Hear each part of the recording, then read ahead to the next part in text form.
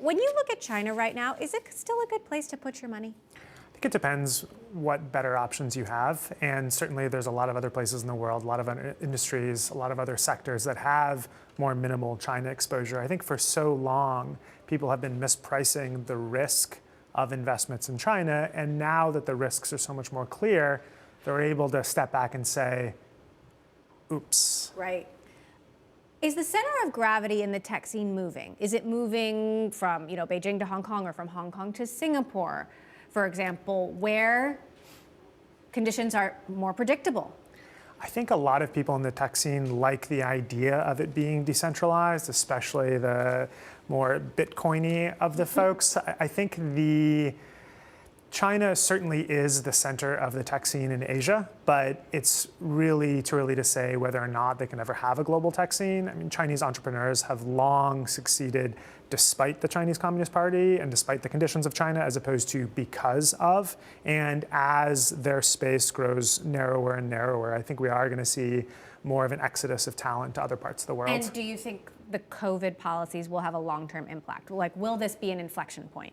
I think it definitely could be. There's a metaphor going around China with a guy stepping on someone else's neck and a lot of people going around thinking, okay, well, how do we get this guy to breathe? What can we do? What can we do? And the solution is take your foot off the neck. So it's been a long period of strangulation of China's economy. There's huge emotional damages of the cruel lockdown that they've had. And yeah, I think that'll have really long-term effects. Meantime, you've got companies like TikTok, for example, just continuing to thrive. And obviously, parent company is ByteDance. And do you think that US tech companies, US social media companies will ever be able to catch up?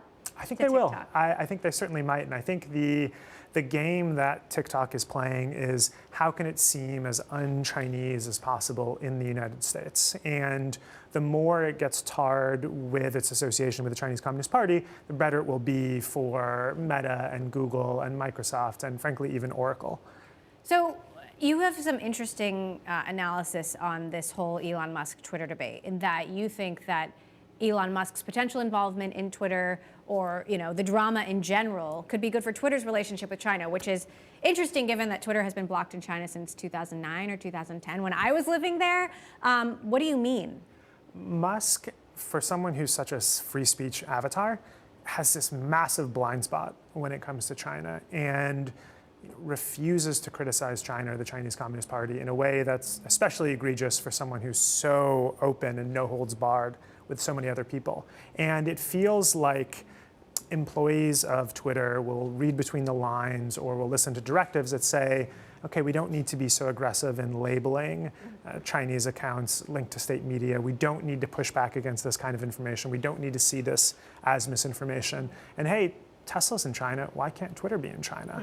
And make a lot of the ethical sacrifices that Musk has made vis-a-vis Tesla in China. Interesting. So you think if Elon Musk takes over Twitter and does the deal as he promised, that it could be an entree for Twitter back into China? I think it certainly can be. Now, I don't think that's necessarily going to be good for Twitter's bottom line. It'll certainly change the way the social media platform works. I think we see Tesla on one side, which is heavily exposed to China. We have SpaceX on the other side, which is heavily hived off from China. You have Musk and other board members linking them. And I think Twitter will fit somewhere in between, but I think it's possible that they might fit closer to the Tesla model than the SpaceX model. And how optimistic are you about the future of Tesla in China, especially given all of these broader economic concerns? I think it depends on how far Musk is willing to bend. And there's a lot of concerns in China about Tesla as a national security threat because of all the data that it collects.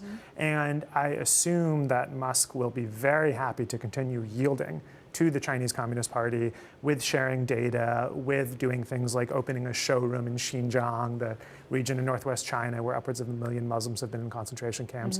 I think we'll continue to see similar behavior. I think that, frankly, the thing that would be most likely to change it if Musk decides to be more heavily involved with politics in the United States and thinks, well, this is just too much of a liability for me, but I don't see that as very likely. This along with concerns about TikTok and how TikTok handles data of its users and whether or not it's shared with the Chinese government. What's your take?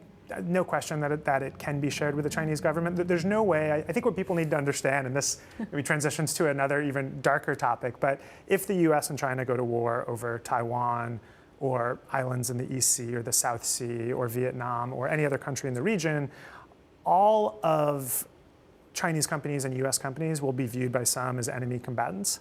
And the threat with TikTok is less that someone's using TikTok in New Jersey and the Chinese Communist Party is watching that in real time, but the way that that data, that information, that location tracking can be weaponized if Beijing so chooses.